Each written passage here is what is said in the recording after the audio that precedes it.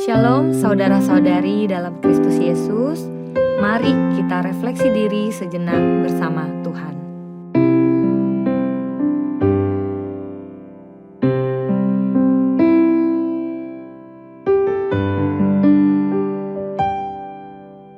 Tuhan, Kaulah pengharapanku. Ku percaya hanya kepadamu.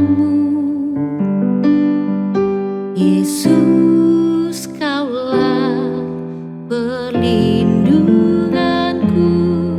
Engkau yang selalu ku puji.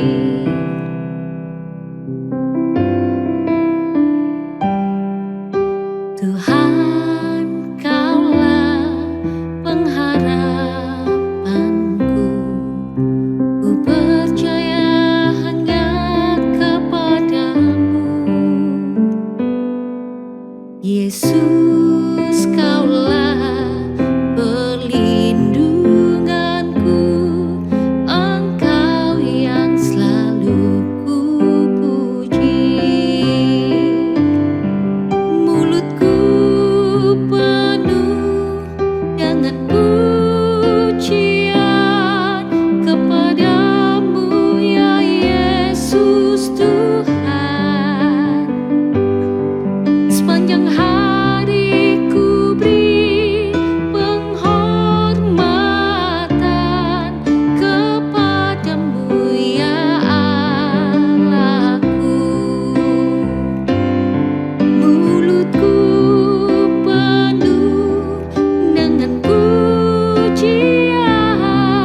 kepadamu, ya Yesus Tuhan. Sepanjang hari ku beri penghormatan kepadamu, ya Allahku. Sepanjang hari ku beri penghormatan kepadamu, ya Allahku. Sepanjang hari ku beri penghormatan kepadamu, ya Allahku. Firman Tuhan pada malam hari ini terambil dari Amsal 18 ayat 21. Hidup dan mati dikuasai lidah. Siapa suka menggemakannya akan memakan buahnya. Mulut seseorang berkuasa atas kehidupan dan kematian. Betapa dahsyatnya kebenaran ini. Saat saya merenungkannya, saya mulai mengingat berbagai peristiwa yang terjadi hanya karena perkataan. Dan saya pun menyimpulkan, ya, mulut kita memang punya kuasa untuk membawa seseorang kepada kehidupan atau kepada kematian. Karena perkataan yang menyakitkan, bullying, ada anak-anak yang memilih untuk mengakhiri hidup mereka. Sebegitu dahsyatnya tekanan kata-kata hingga mampu mendorong seseorang yang rapuh untuk menyerah. Di media sosial kita juga melihat bagaimana sejumlah artis yang dikenal banyak orang akhirnya bunuh diri karena tak tahan menerima serangan kata-kata dari warganet. Mulut seseorang bisa menjadi alat yang memimpin orang lain kepada kematian. Namun sebaliknya, mulut kita juga bisa menjadi alat untuk memberi kehidupan. Saya teringat kesaksian seorang mahasiswa yang pernah berniat mengakhiri hidupnya karena pergumulan mental yang berat. Namun melalui percakapan yang tulus, doa, dan dorongan sederhana, ia mengurungkan niatnya. Ia memilih untuk hidup. Semua karena ada kata-kata yang menguatkan, yang menghidupkan, yang mengingatkannya bahwa ia tidak sendiri. Saudara yang terkasih, sudahkah kita menggunakan mulut kita dengan bijaksana. Apakah kita sadar betapa besar kuasa yang ada dalam setiap kata yang kita ucapkan? Malam ini, mari kita berhenti sejenak dan merenung. Jangan anggap enteng perkataan. Kata-kata bisa menjadi pelipur lara, tapi juga bisa menjadi pedang yang menusuk jiwa. Sebelum kita berbicara, terutama saat emosi atau sedang kecewa, ingatlah, kata-kata berkuasa atas hidup dan mati. Kiranya malam ini kita didorong untuk memakai mulut kita sebagai alat kasih dan pemulihan. Biarlah dari mulut kita keluar penguatan, bukan peruntuhan.